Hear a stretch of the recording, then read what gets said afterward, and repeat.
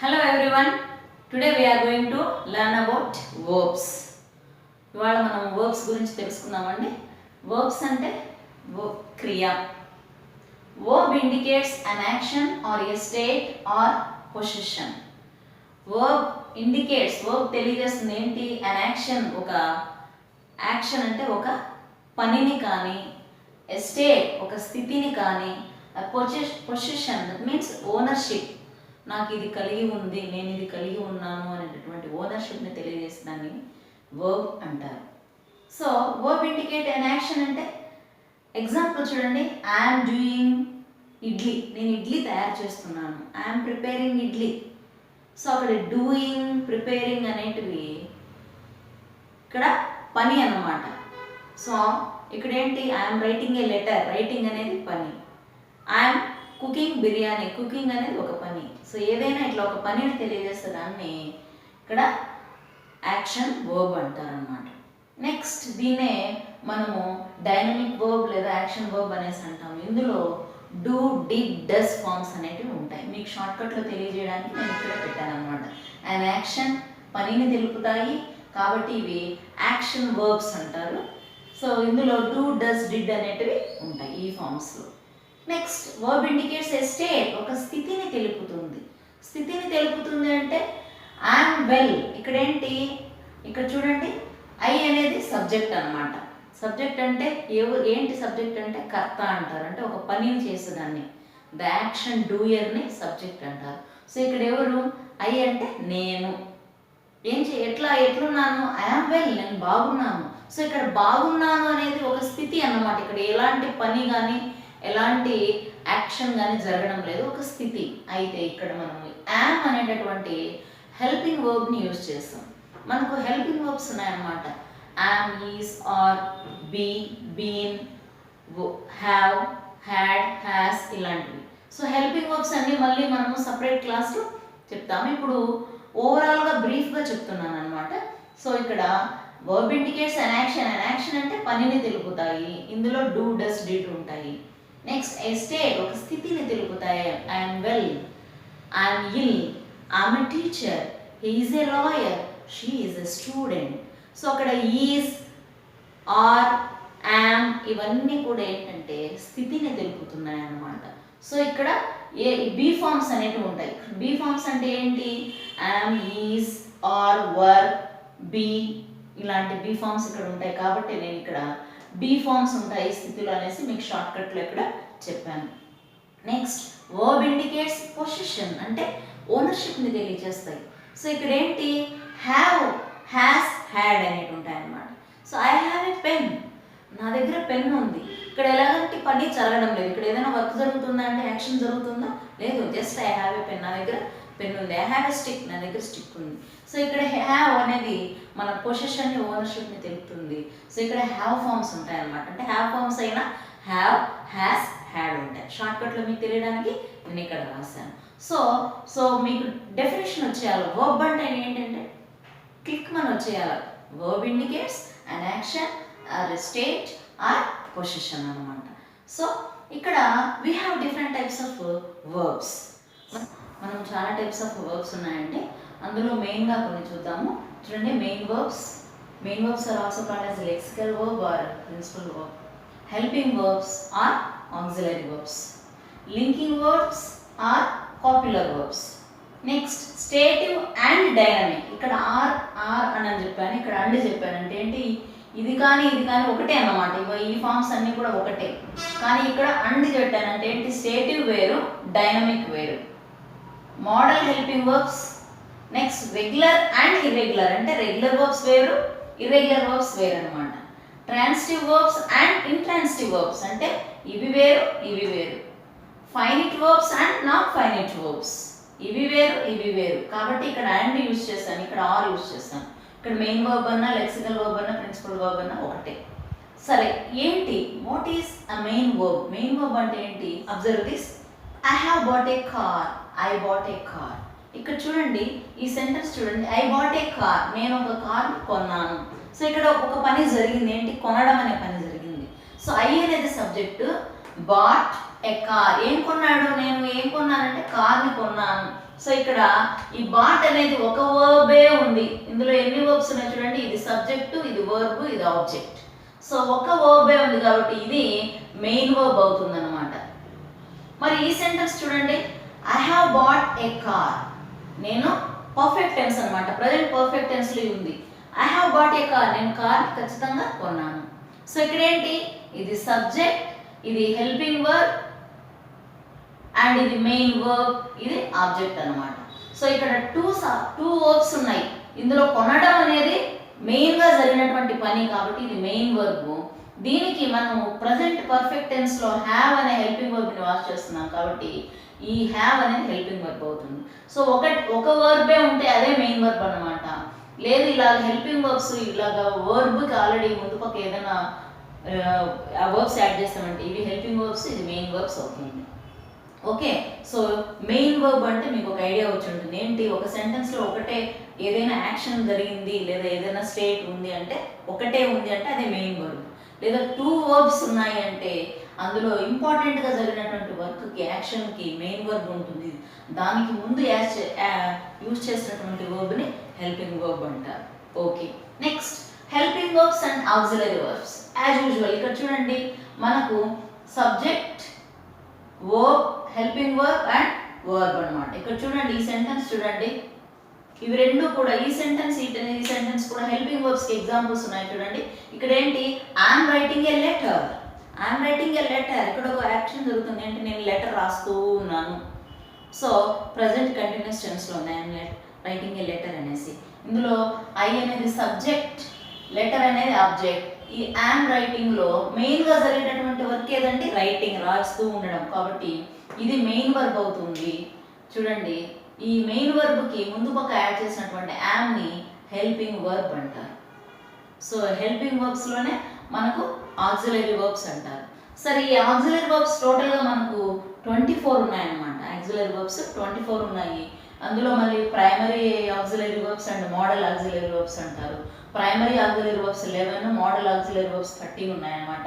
అది మళ్ళీ నేను ఈ సెషన్ సపరేట్గా తీసుకుంటాను, అందులో క్లియర్గా చెప్తాను.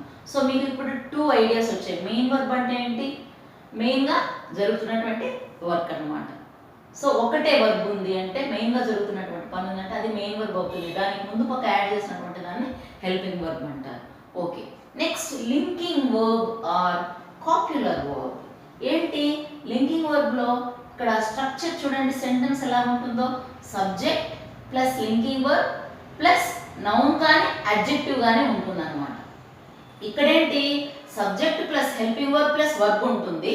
స్ట్రక్చర్ చూడండి, ఇక్కడ subject plus linking verb plus noun కానీ అడ్జెక్టివ్ కానీ ఉంటుంది. అంటే ఏంటి లింకింగ్ వర్బ్, ఇక్కడ చూడండి ఐఎమ్ ఏ టీచర్. సో ఇక్కడ యామ్ అనేది హెల్పింగ్ వర్బ్ అనమాట. ఇలా ఇక్కడ ఎలాంటి యాక్షన్ అనేది జరగడం లేదు, ఇది స్థితి అనమాట. ఏంటి, ఐఎమ్ ఏ టీచర్, నేను టీచర్ని. దే ఆర్ స్టూడెంట్స్, ఆర్ అనేటటువంటిది. He is a lawyer, is. She was a doctor, ఆమె ఒకప్పుడు డాక్టర్గా ఉండేది, వాజ్. సో యామ్, వాజ్ ఇవన్నీ కూడా ఇక్కడ లింకింగ్ వర్బ్స్గా ఉంటాయి. అంటే ఇక్కడ గమనించండి, ఇది సబ్జెక్ట్, ఐ అనేది సబ్జెక్ట్, యామ్ అనేది లింకింగ్ వర్బ్, ఏ టీచర్ అనేది నౌన్ అనమాట. ఐఎమ్ ఇల్, నేను బాగలేను. I'm ill, I'm unhealthy, I'm sick. ఇవన్నీ కూడా ఏంటి, ఇక్కడ యామ్ అనేదంతా కూడా లింకింగ్ వర్బ్ లాగా యూజ్ చేస్తుంది అనమాట. సో హెల్పింగ్ వర్బ్సే ఇక్కడ లింకింగ్ వర్బ్స్ అన్నమాట. సో మీకు ఐడియా వచ్చిందా అండి? సో స్ట్రక్చర్ చూడండి, ఇక్కడ subject plus linking verb plus and noun అన్న అడ్జెక్టివ్ అన్న ఉంటుంది అనమాట. ఐఎమ్ హ్యాపీ, హ్యాపీ అడ్జెక్టివ్ కదండి, ఐఎమ్ హ్యాపీ. సో ఐ అనేది సబ్జెక్ట్, యామ్ అనేది లింకింగ్ వర్బ్, హ్యాపీ అనేది అడ్జెక్టివ్. సో ఈ స్ట్రక్చర్ మీకు తెలిస్తే ఏది లింకింగ్ వర్బ్ ఏది హెల్పింగ్ వర్బ్ అనేది మీకు ఒక ఐడియా వచ్చేస్తుంది అనమాట. సో యామ్ అనేది హెల్పింగ్ వర్బే, ఇక్కడ స్థితిని తెలుపుతూ ఉంది, ఇక్కడ ఎలాంటి యాక్షన్ జరగడం లేదు కాబట్టి యామ్ అనేది ఇక్కడ లింకింగ్ వర్బ్గా యూజ్ చేస్తున్నాం. Next stative verb and dynamic verbs. Stative verbs అంటే నేమ్లోనే ఉందన్నమాట, they are state, they are not doing any work, ఎలాంటి యాక్షన్ జరగడం లేదు కాబట్టి వీటిని స్టేటివ్ వర్బ్స్ అంటారు. కాబట్టి మీకు ఒక డెఫినేషన్ చెప్పండి చూడండి, స్టేటివ్ వర్బ్స్కి there is no physical action, ఎలాంటి ఫిజికల్ యాక్షన్ అనేది లేదన్నమాట. కాబట్టి వీటిని స్టేటివ్ వర్బ్స్ అంటారన్నమాట. Physical action, no physical action అన్నమాట ఇక్కడ. సో ఏమేమి ఉన్నాయి ఇక్కడ స్టేటివ్ వర్బ్స్లో అంటే all types of emotions, feelings, thoughts, అన్ని రకాల ఎమోషన్స్. అక్కడ చూడండి, I'm happy, I'm ill, I'm moody, అక్కడ పని జరుగుతుందా? సో మూడీ, హ్యాపీ అనేది అక్కడ ఇంగ్ అనేది యాడ్ చేయడం కదా. కాబట్టి ఆల్ టైప్స్ ఆఫ్ ఎమోషన్స్ కూడా మనకు స్టేటివ్ వర్బ్స్ అవుతాయి. థాట్స్ అలాగనే పొజిషన్స్ ఇవన్నీ కూడా మనకు నో ఫిజికల్ యాక్షన్ అనమాట. ఇక్కడ ఎలాంటి ఫిజికల్ యాక్షన్ జరగదు కాబట్టి ఇవి స్టేటివ్ వర్బ్స్ లేదా స్టేట్ కదా, నాన్ యాక్టివ్ వర్బ్స్ అనమాట. Next dynamic verbs means action verbs. అంటే there will be some physical action, అక్కడ ఒక ఫిజికల్ యాక్షన్ అనేది జరుగుతుంది అనమాట.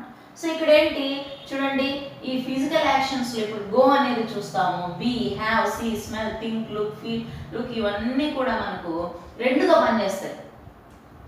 చూడండి, స్టేటివ్ వర్బ్స్ అంటే no physical action, dynamic verbs అంటే ఫిజికల్ యాక్షన్, ఫిజికల్ యాక్షన్ జరుగుతుంది. ఓకేనా? I'm going to Tirupati, he is taking the pen, he punished him. So అక్కడ taking, punished, going, writing, eating ఇవన్నీ కూడా ఫిజికల్ యాక్షన్ జరుగుతాయి అన్నమాట. సో ఇవన్నీ కూడా యాక్షన్ వర్బ్స్ అన్నమాట, డైనమిక్ వర్బ్స్. మరి కొన్ని వర్బ్స్ మనకు both state verbs and action వర్బ్స్గా ఉంటాయన్నమాట. అవేంటంటే ఇక్కడ ఇచ్చాను చూడండి, be, have, see, smell, think, look, feel, love, ఇలాంటివన్నీ స్టేటివ్ వర్బ్స్గా ప్లస్ డైనమిక్ వర్బ్స్గా ఉంటాయన్నమాట. సో ఇక్కడ మీకు ఒక చిన్న ఐడియా వస్తే చాలు, stative verb means there is no physical action, dynamic verbs means there will be some physical action. Okay, next modal helping verbs. So modal helping verbs అంటే మనం auxiliary వర్బ్స్లోనే 13 వర్బ్స్ మనకు మోడల్ ఆక్సిలరీ వర్బ్స్ ఉన్నాయన్నమాట. So modal helping వర్బ్స్గా ఉన్నాయి. ఏంటి అవి? Will, would, shall, should, can, could, may, might, must, need to, dare to, use to, ఇలాంటివన్నీ కూడా, ఈ నాట్ టు, షుడ్, ఇవన్నీ కూడా మనకు మోడల్ హెల్పింగ్ వర్బ్స్ అనమాట. సో ఈ సెంటెన్సెస్ యూసేజ్ కూడా నేను సపరేట్ క్లాస్లో తీసుకుంటాను. సో ఇక్కడ మనకి ఏంటి మోడల్ హెల్పింగ్ వర్బ్స్ అంటే ఏంటి? ఆల్ టైప్స్ ఆఫ్ మూడ్స్, అంటే ఎమోషన్స్, ఫీలింగ్స్, ప్రాబబిలిటీస్, ఎక్స్ప్రెషన్స్, ఇవన్నీ కూడా మనకు ఈ మోడల్ హెల్పింగ్ వర్బ్స్లో ఈ వర్బ్స్ని ఉపయోగించి మనం చెప్తాం అన్నమాట. చూడండి, ఇట్ మే రెయిన్ అంటాం, వర్షం పడచ్చు. ఆడ ఆల్రెడీ వర్క్ అనేది జరగడం లేదు, యాక్షన్ అనేది జరగడం లేదు. ఏం చెప్తున్నాం? ఎక్స్ప్రెసింగ్ పాసిబిలిటీ చెప్తున్నాం, వర్షం పడచ్చు. ఇట్ మే రెయిన్, అక్కడ ఏం యూజ్ చేస్తామంటే మనము మే యూజ్ చేస్తాం. ఓకే, సో ఇలాంటివి మూడ్స్, ఫీలింగ్స్, ప్రాబబిలిటీస్ చెప్పేటప్పుడు మనం ఈ మోడల్ ఆక్సిలరీ వర్బ్స్ యూజ్ చేస్తాం. Next regular and irregular verbs అన్నమాట.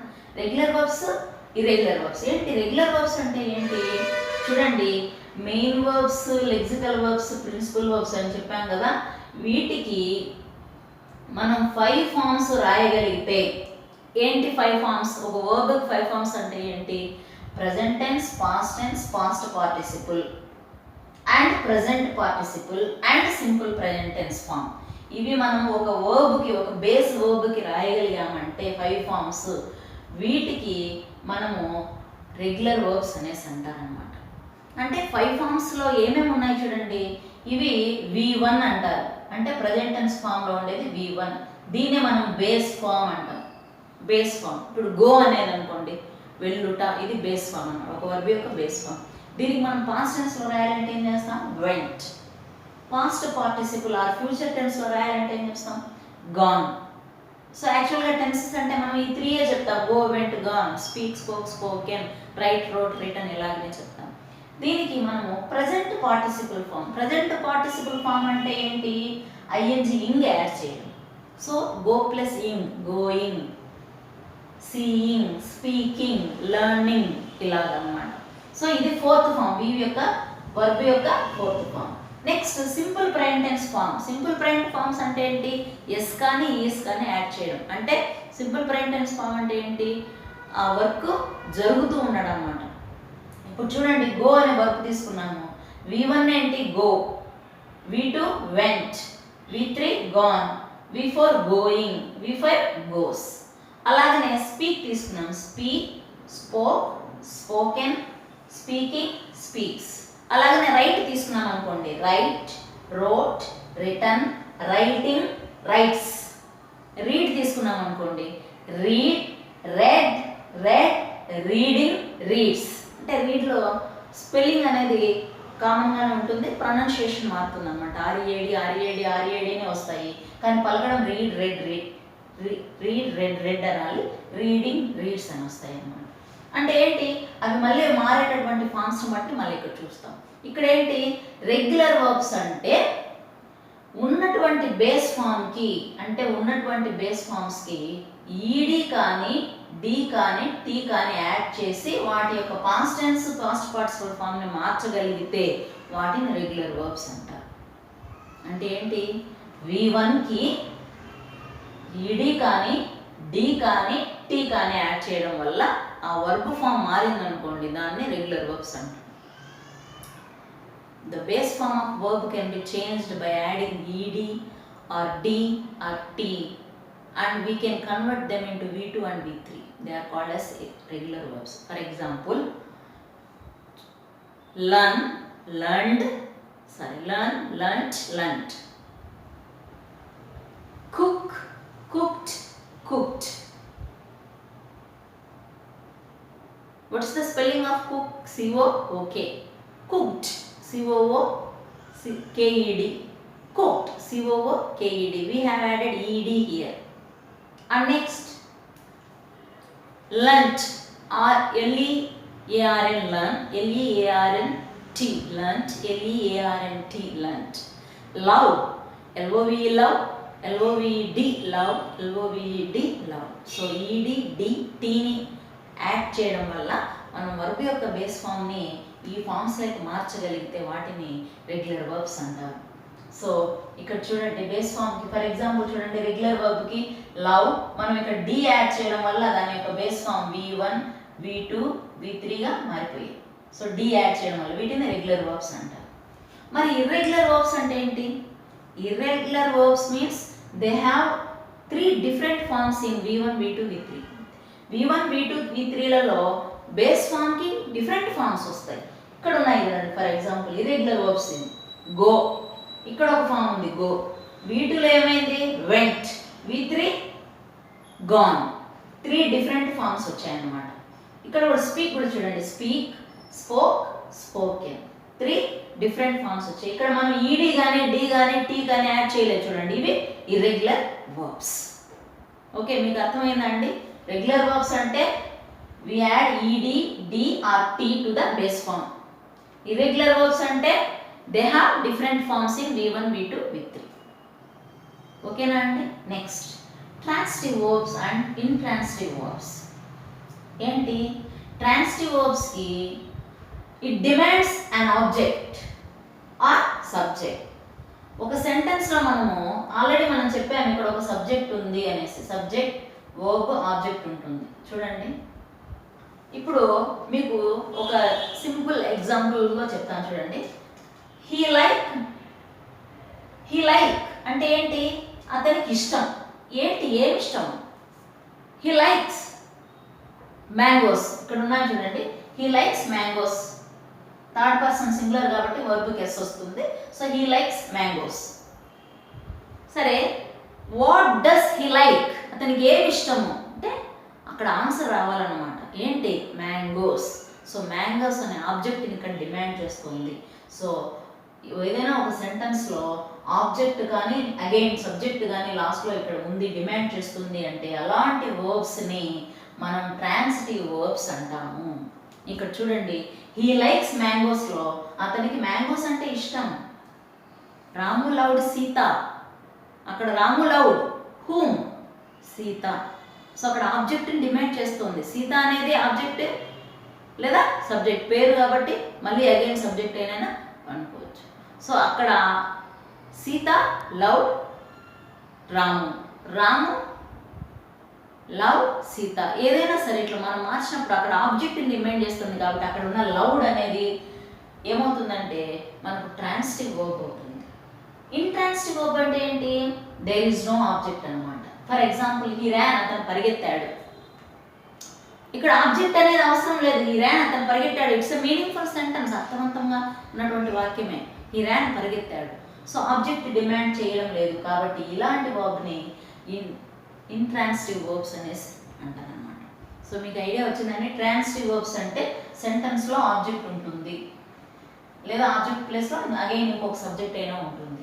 ఇంట్రాన్సిటివ్ వర్బ్ అంటే there is no object or subject అనమాట. For example he ran. Next, finite verb and non-finite verbs. Finite verbs can be changed into tense forms or they can be changed by tense or person or number. Finite verbs person వల్ల కానీ, tense వల్ల కానీ లేదా number వల్ల కానీ ఆ verb అనేది change అవుతుంది అనమాట. సో నాన్ ఫైనైట్ వర్బ్ ఏంటి? It cannot be change into tense forms, tense form like మారదు, దాని తర్వాత మారదు. Or it cannot be changed by tense or person or number. Person వల్ల కానీ, నంబర్ చేత కానీ, టెన్స్ చేత కానీ ఆ వర్బ్ అనేది మారదనమాట. ఇక ఫర్ ఎగ్జాంపుల్ చూడండి, ఫైనైట్ వర్బ్స్ ఇక్కడ ఇచ్చాను. ఇక్కడ చూడండి, ఫర్ ఎగ్జాంపుల్ గో అనే వర్బ్ తీసుకున్నాను, బేస్ వర్బ్ గో తీసుకున్నాను, వెళ్ళుట అనేది. ఇక్కడ చూడండి, V1 గో. మనము వర్బ్కి సింపుల్ ప్రెజెంట్ టెన్స్లో ఎస్ యాడ్ చేసినప్పుడు ఏమవుతుంది? గోస్. పాస్ట్ టెన్స్ ఫామ్ తీసుకుంటే V2 వెంట్. ఇక్కడ ఏంటి? పర్సన్ వల్ల లేదా టెన్స్ వల్ల లేదా నంబర్ వల్ల ఇక్కడ మార్పు అనేది జరుగుతుంది అనమాట. ఇక్కడ చూడండి, ఫస్ట్ పర్సన్ అనుకో I go, second person you go, third person he goes, she goes. Past tense తీసుకున్నానండి, I went, you went. So ఇక్కడ పర్సన్ వల్ల, టెన్స్ వల్ల వర్బ్ అనేది మారుతుంది కాబట్టి ఇవి ఫైనైట్ వర్బ్స్ అవుతాయి. మరి ఇక్కడ పర్సన్ వల్ల కానీ, నంబర్ వల్ల కానీ మారదు. ఫర్ ఎగ్జాంపుల్ చూడండి, I have gone, you have gone, he has gone. So person వల్ల థర్డ్ పర్సన్ అయినా he has gone అని అన్నాం కానీ అక్కడ మారలేదు. Next, I am going, you are going, he is going, it is going. Next, I am intended to go, she happened to go, it has to go. To infinite use చేసినప్పుడు వచ్చేటటువంటి verbs మారవు. So ఇక్కడ person వల్ల కానీ, number వల్ల కానీ, tense వల్ల కానీ మారలేదు. ఇలాంటి వర్బ్స్ని నాన్ ఫైనైట్ వర్బ్స్ అంటారు. పర్సన్ వల్ల, నంబర్ వల్ల, ఇక్కడ టెన్స్ వల్ల మారితే ఆ వర్బ్స్ని ఫైనైట్ వర్బ్స్ అంటారు. సో ఇంకా ఇండైరెక్ట్గా మీకు చెప్పాలంటే ఏదైనా బేస్ వర్బ్ యొక్క V1 plus S, V2 forms finite verbs కింద వస్తాయి. V3, V4 are to infinite use చేసేటివి మనకు నాన్ ఫైనైట్ కింద వస్తాయి. సో ఇక్కడ చూడండి, మళ్ళీ క్లియర్గా చెప్తాను. వర్బ్ అంటే క్రియ. Verb indicates an action or a state. So main verb, helping verb, linking verb, static verbs ఇవన్నీ కూడా అగైన్ నేను నెక్స్ట్ క్లాస్లో క్లియర్గా చెప్తాను. సో ఒక క్లియర్ కట్గా మీరు చూసుకోండి, ఒక బ్రెయిన్లో ఒక ఐడియాని పెట్టేసుకోండి. వీడియో మీకు నచ్చిందని అనుకుంటున్నాను. లైక్ చేయండి, షేర్ చేయండి.